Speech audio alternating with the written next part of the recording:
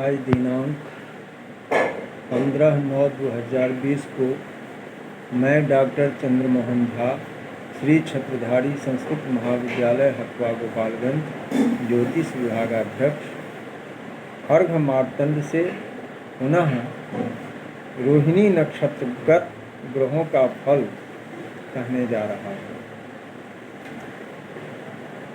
छात्रों, मैं पहले भी यह कह चुका हूँ कि व्यापारे वसति लक्ष्मी, अर्थात व्यापार में ही लक्ष्मी का निवास है। व्यापार सफलतापूर्वक कैसे हो, इसके लिए बहुत सारी बातों की जानकारी होनी चाहिए। यहाँ पंडित मुकुंद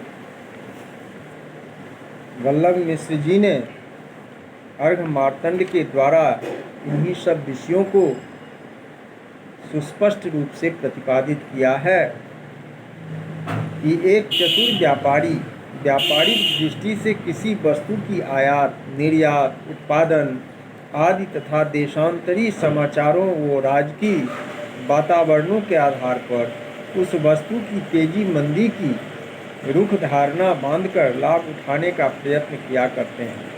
परंतु वर्तमान काल में विज्ञान की उन्नति के साथ व्यापार का क्षेत्र इतना बढ़ गया है कि प्रत्येक समय अपने देश की ही नहीं अपितु यूरोप, अमेरिका, जापान आदि विश्व भर में होने वाली घटनाओं का अनुमान लगाना पड़ता है, जो साधारण व्यापारी मनुष्य के लिए ऐसी पूर्ण जानकारी रखना अत्यंत दुर्लभ है। दूसरे आधुनिक सट्टे के व्यवसाय में घाटा बढ़ी की दृष्टि से आकस्मिक घटनाओं का महत्व अधिक रहता है। ऐसी खबरें प्रायः आती हैं और कभी कभी तो इस प्रकार की खबरें ऐसे समय में आती हैं जबकि बाजार बंद रहता है, जिसे दूसरे दिन बाजार खुलते ही भावों में सहसा आकाश पाताल जैसा महान अंतर आ जाता है। ऐसी स्थिति में कितनी ही जानकारी रखने वाला व्यापारी क्यों न हो, वह भी घबराकर प्रायः हानि उठाया करता है। इसी सब विषयों को ध्यान में रखते हुए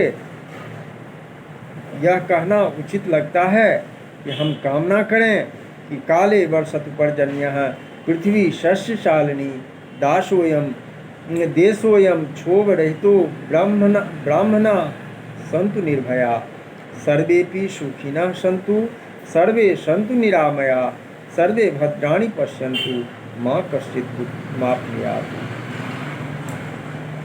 तो ऐसी स्थिति में हम ज्योतिष शास्त्र का अनुसरण करते हैं तो बहुत हद तक हमें घाटा मुनाफा का आकलन हो जाता है और तदनुरूप हम अपना क्रय विक्रय का कार्य करते हैं। अब आए रोहिणी नक्षत्रगत ग्रहों का फल समझें। रोहिणी नक्षत्रगत सूर्य हो तो तिल, तेल, एरंड, अलसी, सरसों, गुड़, खांड, घी, गेहूँ, जौ, चना, ज्वार, बाजरा, ऊन, सूत, वस्त्र, सन, सुपारी, मिर्च, राई में तेजी आती है। चांदी में मंदी होती है उस समय में। इसी प्रकार रोहिणी नक्षत्रगत चंद्र हो तो गेहूँ, चना, गुड़, खांड, रुई में तेजी होती है। रोहिणी नक्षत्रगत मंगल हो तो रुई, कपास, सूत, वस्त्र, रेशम, सरसों, तिल, तेल, लाल मिर्च, हींग में और शेयरों में तेजी आती है। ऐसे समय में हम शेयर बाजार में जो अपना शेयर है उसको बेचकर अत्यधिक मुनाफा ले सकते हैं और जिंस के बाजार में इन सब चीज़ों को बेचकर हम अपना अधिक मुनाफा ले सकते हैं। रोहिणी नक्षत्रगत बुध हो तो 8 दिन में, माने रोहिणी नक्षत्र बुध हो तो 8 दिन तक रुई, कपास, सूत, सोना, चांदी, तिल, तेल, सरसों, चावल, गुड़, खांड में तेजी रहती है। राई, तुअर, सन, ऊनी व रेशमी वस्त्रों में मंदी आती है और रुई में पहले तेजी होकर फिर मंदी हो जाती है। तो इस आकलन से हम अपना क्रय विक्रय का कार्य कर सकते हैं। रोहिणी नक्षत्रगत गुरु हो तो रुई में घटी बढ़ी, गुड़ खांड सोना चांदी में मंदी आ सकती है। रोहिणी दूसरे चरण में गुरु आवे तो दिन 18 दिन तक में सभी रत्न अनाज चांदी तेज होता है और सुपारी मिर्च सरसों राई हींग तेल खजूर छुहारा हल्दी मंदी रुई सन गुड़ खाड़ में घटा बढ़ी होने की आशंका बनी रहती है। रोहिणी के तीसरे चरण में गुरु के आने पर 16 दिन तक तिल तैल घृत गुड़ खाड़ वस्त्र गेहूँ जौ चना में तेजी होती है। रोहिणी के चतुर्थ चरण में गुरु के प्रवेश होने पर 16 दिन तक ज्वार गेहूँ जौ चने मसूर सरसों तिल तैल घृत गुड़ खांड लवण शहद सौंठ मिर्च पीपल रुई सूत और वस्त्र मंद हो जाते हैं, अर्थात इनकी मंदी रहती है। ऐसी मंदी स्थिति में हम क्रय कर सकते हैं, विक्रय करने में घाटा हो सकता है। रोहिणी नक्षत्रगत शुक्र हो तो 12 दिन तक में चांदी सोना आदि धातु तथा अलसी एरंड सरसों घृत तेल गुड़ खांड दाख छुआरा सुपारी नारियल उनमें मंदी रहती है, हफीम में तेजी हो जाती है। रोहिणी नक्षत्रगत शनि हो तो रुई सूत वस्त्र सोना चांदी तांबा जस्ता पीतल आदि में तेजी तथा अनाज में मंदी आती है। रोहिणी के दूसरे चरण में शनि के आने पर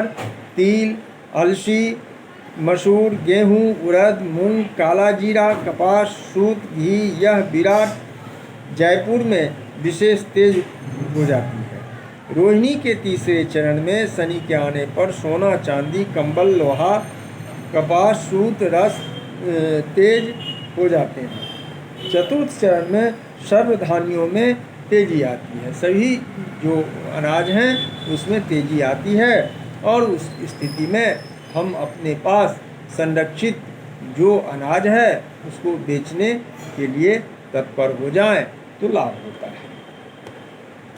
अब मृगशिरा नक्षत्र गत ग्रहों का फल। मृगशिर नक्षत्रगत सूर्य हो तो रुई सूत रेशम सन कपूर कस्तूरी चंदन सोना चांदी उड़द मूंग मोठ चने बाजरा अलसी तथा जलोत्पन्न पदार्थ नारियल व सर्व फल तेज हो जाते हैं और ऐसी तेजी में विक्रय कर देना ही उचित होता है। मृगशिर नक्षत्रगत चंद्र हो तो रुई सोना चांदी सरसों मूंगफली में मंदी आती है और मृगशिरा नक्षत्रगत मंगल हो तो तिल चांदी में तेजी रुई में पहले मंदी होकर फिर तेजी होती है। अन्य व्यापारिक वस्तुओं का प्रायः मंदी की ओर झुकाव रहता है। मृगशिरा नक्षत्रगत बुध हो तो 8 दिन तक रुई में तेजी चांदी में घाटा बढ़ी होकर मंदी तथा गेहूं तिल सरसों उड़द इनमें भी मंदी आती है। मृगशिरा नक्षत्रगत गुरु हो तो रुई में तेजी चावल चांदी घृत तृणादि मंद हो जाते हैं, मंदी रहती है। इस समय मृगशिर के प्रथम चरण में गुरु के प्रवेश से 13 दिन तक में तिल कपास तेज हो जाते हैं। मृगशिरा के दूसरे चरण में गुरु के प्रवेश से 50 दिन तक में धान्य तिल कंद मूल तेज हो जाते हैं। मृगशिरा के तीसरे चौथे चरण में रहते हुए गुरुदेव 14 दिन तक में कुछ धान्य तेज हो जाते हैं, यानी अनाज में तेजी हो जाती है। मृगशिर नक्षत्रगत शुक्र हो तो 12 दिन तक में गेहूं चना ज्वार में मंदी रहती है तथा गुड़ खांड शक्कर में तेजी हो जाती है। मृगशिरा नक्षत्रगत शनि हो तो रुई सोना चांदी में घटा बढ़ी होती रहती है, अनाजों के भावों में मंदापन आ जाता है। शनि मृगशिरा के द्वितीय चरण में प्रवेश करके कपास व अनाज तेज करता है। चतुर्थ चरण में आकर गुड़, तेल, नमक, रस तेज हो जाते हैं। ऐसी स्थिति में हम इन चीज़ों को क्रय विक्रय करने का सही अनुमान लगा सकते हैं।